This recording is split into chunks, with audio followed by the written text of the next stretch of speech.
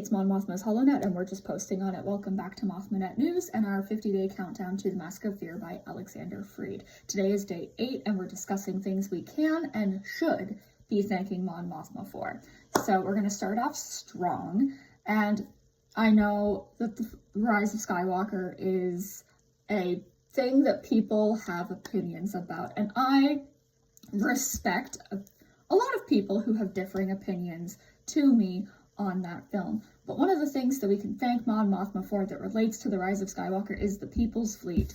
Because, so essentially in the Aftermath books, she is talking about demilitarizing the New Republic, and she's talking about cutting military spending and putting more focus on helping individual planets with their own military forces, right?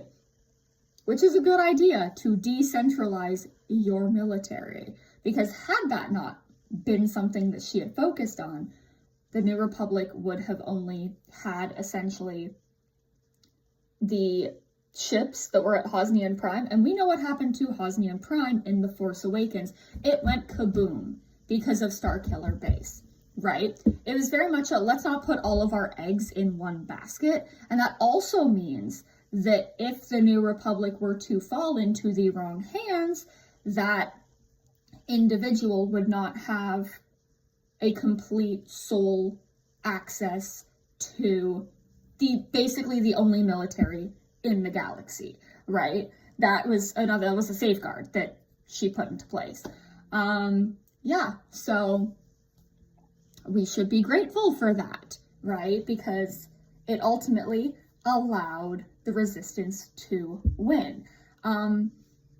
Handing the entire military might of an entire galaxy over to a dictator, bad actually. Hot take, I guess. Second, she saved the rebellion and the galaxy multiple times, right? We know in Andor that she is giving Luthen, 100,000 fucking credits a month to frickin' fund his rebellious activity, right? She's putting her money where her mouth is, ultimately. And furthermore, she also puts her life on the line for the rebellion, for the galaxy, because she wants it to succeed so badly. She wants the galaxy to be free, right? No Contingency by Fran Wilde, and From a Certain Point of View, Return of the Jedi, actually has Mon literally putting her life on the line to recover the information from one of her spy networks that is that's the group that is telling her, hey, the Empire is going to be on board this Death Star. So she could have died. She could have died. She is very much a hero, even though she does not see herself as one. If you ask her, hey, Chancellor Mothma, who are the heroes of the rebellion? She will name every single person and not herself. Yeah. She'll be naming people that we don't fucking know, and she would not name herself. So we should be thanking her for being a hero, even though she wouldn't accept that. She would not accept that praise whatsoever. Also, let's talk a little bit more about the books. In Bloodline, in the opening crawl of Bloodline, it is literally talking about, hey, the Senate's kind of gone to shit, and it's because Mon Mothma isn't here anymore. She was holding that New Republic together with her teeny tiny little self. Her own 2 hands were holding that fucking New Republic together. And the second she's like, I'm getting old, and I am sick, and she's like, I'm gonna go now. The Senate is screaming, we need her back. We need her back. And it's like, well, we can't wait until she gets back, because that might not happen.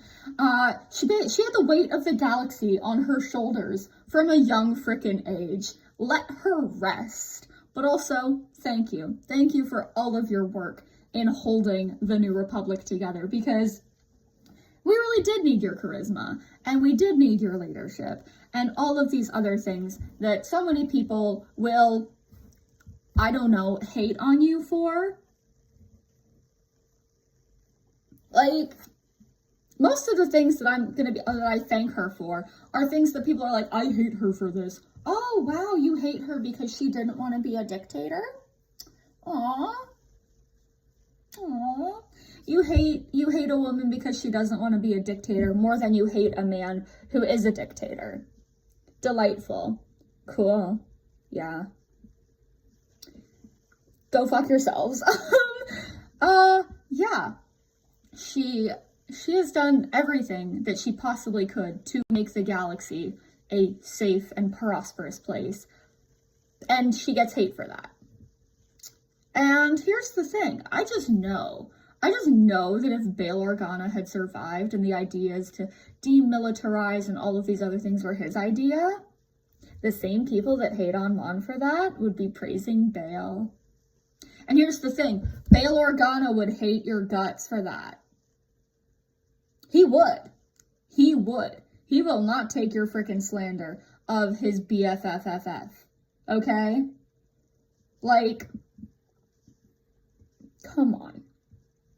Right? Stop hating on women, especially when you praise the man for doing the same thing or for doing worse.